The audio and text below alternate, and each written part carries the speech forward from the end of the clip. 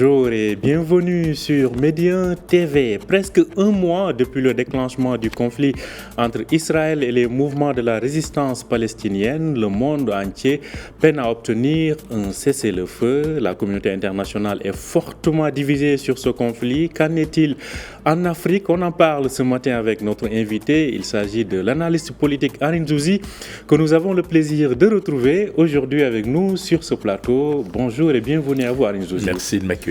Alors Aline Zouzi, vous suivez ce qui se passe bien évidemment au Proche-Orient entre Israël et les mouvements de la résistance palestinienne. Vous voyez les réactions internationales, un monde polarisé. Qu'en est-il en Afrique? Ce qu'il faut d'abord rappeler, je crois que c'est très important pour ceux qui nous suivent, c'est que sur les 54 pays africains, il y en a 46 qui ont reconnu l'État d'Israël. Donc ça vous donne une idée du reste, en tout cas de ceux qui ne le reconnaissent pas. Et aujourd'hui, globalement, malgré justement ce nombre important de pays qui entretiennent des relations diplomatiques avec Israël, vous avez une bonne partie qui n'accepte pas la manière justement dont Israël mène sa politique, notamment dans les territoires occupés. Aujourd'hui, il y a globalement 3 blocs en fait qui se font face et qui font qu'aujourd'hui, sur cette question-là, l'Afrique est particulièrement divisée. Vous avez un premier bloc qui est constitué de pays qui ne reconnaissent pas du tout l'État hébreu. On les connaît, vous avez l'Algérie, vous avez Djibouti, la Mauritanie, le Niger, le Mali. Vous avez un deuxième groupe qui est composé de pays qui entretiennent de très bons rapports diplomatiques, économiques et autres avec Israël, mais qui sont intransigeants sur la manière dont la politique menée par Israël dans les territoires occupés est menée. On pense évidemment au Nigeria et à l'Afrique du Sud qui est extrêmement résolu à, en tout cas, poursuivre en tout cas ce plaidoyer en faveur d'un État palestinien, puisque vous le savez, lorsque Mandela est sorti de prison, une des premières choses qu'il avait dites, c'est que les Sud-Africains ne seront libres que lorsque, en fait, les Palestiniens le seront. Puis vous avez un troisième groupe qui est composé de pays qui traditionnellement entretiennent d'excellents rapports avec l'État hébreu. Vous avez la Côte d'Ivoire, le Ghana, le Kenya, la Zambie, le Rwanda et d'autres, et qui, par rapport à ce qui se passe à l'heure actuelle, ont plutôt une approche qui est plutôt favorable, je dirais, à l'État hébreu. Mais au-delà de ça, ce qui est important de relever également, c'est qu'en 2021, même si certains ne le savent pas toujours, eh bien, en juillet 2021, eh bien, Israël est devenu un pays membre observateur de l'Union africaine avant qu'en 2022, en février, cette décision ne soit suspendue. Et depuis cette date-là, évidemment, on n'a plus jamais statué sur cette situation, sachant par ailleurs que l'autorité palestinienne a un statut d'observateur depuis 2013. Effectivement. Alors, je pense que vous venez de nous faire, la carte, de nous présenter cette cartographie des positions. Mais ce que je retiens de ce que vous venez de dire, c'est que la majorité condamne ce qui se passe actuellement et par conséquent appelle à un cessez-le-feu. Alors, je ne dirais pas. Disons que les pays ne se sont pas exprimés dans ce sens-là, mais il est très clair qu'à l'heure actuelle, les considérations humanitaires sont, je dirais, essentielles et prioritaires, puisqu'on sait que depuis plusieurs semaines maintenant, y compris les grandes puissances et les puissances émergentes appellent justement à ce qu'il y ait une manière de pouvoir tenir, en tout cas prendre en considération la dimension humanitaire, alors que l'on sait très bien que dans le débat de la société israélienne, c'est une question qui ne semble pas se poser pour les bonnes raisons, que toute trêve, quelle qu'elle soit, serait un aveu de faiblesse, ou en tout cas serait perçue comme un aveu de faiblesse. Alors, cela dit, on a vu le vote la semaine dernière au Conseil, à l'Assemblée générale des Nations Unies, et à ce propos, la majorité des pays africains avaient voté en faveur donc d'un cessez-le-feu immédiat. Alors, qu'est-ce que cela exprime quand même? C'est l'ONU, c'est la position officielle des pays. C'est la position officielle, effectivement. Il ne pouvait pas en être autrement, pour 2 raisons. La première, c'est que vous avez parmi ces pays, certains en Afrique, qui sont eux-mêmes confrontés à ce type de situation, situation où il faut effectivement qu'il y ait un déploiement humanitaire pour venir en aide à des populations qui sont sinistrées, on va dire ça comme ça. Et la deuxième chose, c'est que vous savez, depuis le début du conflit en Ukraine, on a vraiment assisté à une vraie bascule géopolitique et stratégique, avec notamment ce retour en force des blocs qui s'opposent, mais pas toujours pour de bonnes raisons. Parce que vous avez derrière chaque position un agenda caché. Nous sommes au cœur de pas mal de marchandage. Vous acceptez telle attitude ou tel positionnement en échange de tel ou tel avantage. Il est vrai qu'avec le vote en 2022 à l'Assemblée générale, l'Afrique avait démontré sa capacité à pouvoir s'affranchir d'une forme de tutelle occidentale. Aujourd'hui, elle a la possibilité non seulement de se choisir librement ses alliés, mais surtout de se déterminer en toute âme et conscience par rapport à certaines situations. Alors, là, on a fait globalement le type, disons, la cartographie des pays. Qu'en est-il de la position officielle de l'Union africaine? Alors, d'abord, l'Union africaine a toujours prôné la coexistence de deux États pour justement garantir une paix durable. C'est une position qui n'a jamais changé. Il est vrai qu'en 2021, par exemple, lorsque Moussa Faki, en sa qualité de président de la Commission de l'Union africaine, décide d'octroyer ce statut, eh bien, il y a une véritable levée de bouclier contre cette décision, notamment de la part de l'Algérie, qui ne reconnaît pas évidemment l'État hébreu, mais surtout de la part de l'Afrique du Sud, qui est un pays qui entretient de très bons rapports avec Israël, mais qui, là, pour le coup, s'est également opposé à cette perspective. Je dirais qu'aujourd'hui, c'est une position qui a le mérite d'être constante et qui continue néanmoins à faire débat pour la simple et bonne raison que, comme vous avez pu le constater depuis maintenant un mois, eh bien, il y a une radicalisation des positions, que ce soit de la part du Hamas ou d'Israël. Alors, cela dit, en quoi l'Afrique peut-elle faire entendre sa voix, ou pensez-vous qu'il est possible pour les pays du continent de se faire entendre, de faire entendre leur voix, d'appeler à la raison pour un arrêt de ces massacres que l'on constate sur le terrain? Alors, l'une des principales difficultés pour Israël, notamment, en dépit du fait que 46 pays reconnaissent son existence, c'est d'avoir pu, je dirais, faire en sorte qu'il y ait une forme d'influence sur le continent. Il y a quelques pays, on pense notamment à l'Éthiopie ou à quelques autres, qui ont effectivement de bonnes relations et qui pourraient effectivement, dans une dynamique collective, avancer, je dirais, des propositions. Globalement, la diplomatie africaine est plutôt en convalescence, puisque quand on regarde les conflits qui sont sur le continent, et qui n'ont pas été résolus, on ne voit pas très bien comment est-ce que cette même Union africaine serait en capacité de le faire pour ce qui est de l'État hébreu. Mais nous restons au niveau, je dirais, des principes et au niveau, je dirais, de certains positionnements qui pourraient peut-être amener toutes les parties à revenir à la raison, car encore une fois, je le répète, la position de l'Union africaine, c'est effectivement une solution à deux États. Une solution à deux États. Et comme vous le disiez tout à l'heure, je rappelle que la Palestine bénéficie d'un statut d'observateur depuis plusieurs années au sein de l'Union africaine. 2013. Depuis 2013. Et pour ce qui est d'Israël, comme vous l'avez dit, c'était le cas, mais depuis... Ça a été suspendu. Ça a été suspendu. Tout à fait. Alors, cela dit, qu'en est-il de la rue africaine ?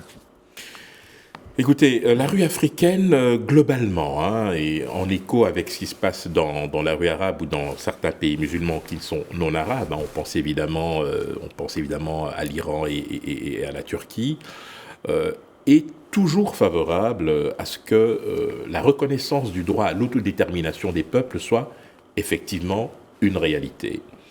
On n'a pas vu beaucoup de manifestations de colère dans les rues africaines, à l'instar de ce que l'on a pu observer dans les pays arabes ou, je dirais, de confession musulmane, mais il reste que, pour beaucoup d'Africains, c'est un conflit qui semble lointain. Et certains vous diraient même, nous avons nos propres problèmes, nous n'avons jamais bénéficié de la même attention, nous sommes solidaires du peuple palestinien, nous comprenons le droit d'Israël à se défendre, mais nous n'avons jamais bénéficié de la même attention. Et donc, il faut aussi qu'à ce niveau-là, il y ait une juste répartition des choses. Regardez, par exemple, depuis maintenant un mois, le conflit ukrainien est quasiment passé, je dirais, en pertes et profits. Et donc, c'est cette perception un peu lointaine, à la fois des enjeux, de la réalité du terrain, qui fait qu'au niveau de l'Afrique subsaharienne, par exemple, il n'y a pas véritablement, je dirais, de mobilisation, à l'instar de ce qui se passe dans les rues arabes. Alors, il y a quand même un paradoxe, c'est le fait que l'Afrique est à peine audible dans ce dossier, comme vous le dites, mais le pays qui joue, qui est presque un protagoniste auquel tout le monde pense, c'est l'Égypte, qui reste un pays africain. Tout à fait. Alors, comment est-ce seulement la géographie ou comment, à travers l'Égypte, l'Afrique peut faire entendre sa voix? Je dirais que c'est à la fois la géographie et l'histoire. Vous savez que Il y a eu la guerre de Suez en 1956, vous avez la guerre du Kippour, déclenchée par la Syrie et l'Égypte en 1973, et qui a d'ailleurs donné lieu à la fameuse résolution 338, qui demandait justement un cessez-le-feu. Et puis vous avez les accords de Camp David en 1979, où là, pour le coup, vous avez effectivement l'Égypte qui a normalisé sa relation avec Israël et qui en a payé le prix fort. Je rappelle que entre 1979 et 1989, pendant 10 ans, l'Égypte a été exclue de la Ligue arabe. Donc ça montre bien la difficulté pour certains pays arabes de normaliser leur relation avec Israël. L'Égypte, aujourd'hui, a une frontière avec la bande de Gaza. Aujourd'hui, vous avez une partie de la population de Gaza qui est concentrée vers le sud, du côté de Rafah. Et la crainte, évidemment, de l'Égypte aujourd'hui, c'est qu'elle ne soit submergée, en fait, par un flot de réfugiés, pour ne pas se retrouver dans la situation et du Liban et de la Jordanie, qui ont, après avoir accueilli de nombreux réfugiés, connu une période d'instabilité, puisque là encore, évidemment, on pense aux mouvements djihadistes ou d'inspiration islamiste qui ont toujours été combattus dans certains pays du Maghreb, notamment en Algérie, on s'en souvient, avec le fils, mais aussi en Égypte avec les frères musulmans. On ne parle même pas de la Tunisie durant les années Ben Ali. Donc il y a effectivement cette crainte, mais aussi le rôle éminemment important que joue l'Égypte, parce que vous le savez, c'est d'abord un poids lourd qui vient d'ailleurs d'intégrer les BRICS, et c'est aussi, je dirais, une manière pour l'Afrique de se souvenir que, indépendamment des difficultés que peuvent rencontrer les pays africains, il est possible, en mutualisant ses efforts, de mettre en place une stratégie commune pour essayer de peser sur le plan diplomatique. Alors, il y a le cas de l'Égypte, mais aussi le cas du Maroc. Bien sûr. Je rappelle que le roi du Maroc est le président du comité Al-Quds, donc pour la préservation de la ville sainte de Jérusalem. Tout à fait. Comment voyez-vous les positions affichées par le Maroc? On rappelle que le Maroc a condamné cette attaque israélienne et appelle à un cessez-le-feu. Alors, le Maroc envoie aussi des aides aux populations palestiniennes. Quel rôle, de façon générale, sur la scène internationale, comment on perçoit ce rôle du Maroc? Alors, après l'Égypte et la Jordanie, en 2020, il y a eu les fameux accords d'Abraham, qui ont permis notamment à Israël de normaliser ses relations avec les Émirats arabes unis, Bahreïn, mais aussi par la suite avec le Soudan et le Maroc. Et c'est vrai que le Maroc a toujours affiché une position constante en la matière, en se montrant effectivement, je dirais, suffisamment critique lorsqu'il le fallait, et en rappelant évidemment les principes, je dirais, fondamentaux. Donc de ce point de vue-là, je pense que le Royaume a toujours pleinement joué son rôle. Et d'ailleurs, cette position lui confère même au sein de l'Union africaine, mais aussi aux côtés de l'Égypte, un statut très particulier, donc de pouvoir impulser une dynamique pour faire entendre raison à toutes les parties. Donc, en tout cas, on en a besoin, ces voix qui ont la capacité de se faire entendre aussi bien chez les uns que chez les autres. Alors, au-delà de tout cela, si on revient au bloc africain, qu'est-ce que tout ceci renvoie comme niveau? On a vu que l'Union africaine intègre le G20, c'est quand même intéressant en termes d'instance décisionnelle, mais à quoi tout ceci renvoie aujourd'hui par rapport à cette force émergente que devait être l'Afrique sur le plan diplomatique? Alors d'abord rappeler, puisque vous en parlez, donc le G20 effectivement a été rejoint par l'Afrique. Lorsque vous prenez le continent africain et que vous le transformez en un État à la fois indépendant, mais également jouant pleinement son rôle sur la scène politique, économique et diplomatique, l'Afrique, c'est la 9e puissance économique dans le monde. Et donc, il était important que le continent soit représenté au niveau de cette instance. C'est quelque chose qui permet, au fond, de pouvoir être présent là où l'on discute de votre avenir.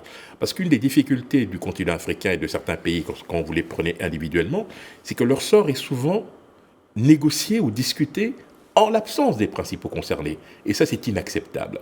Maintenant, je voudrais rappeler que vous avez 2 pays africains, et non des moindres, qui sont de véritables locomotives, qui font partie des BRICS. L'Égypte vient de rejoindre les BRICS, au même titre d'ailleurs que l'Iran, l'Argentine, l'Éthiopie, entre autres.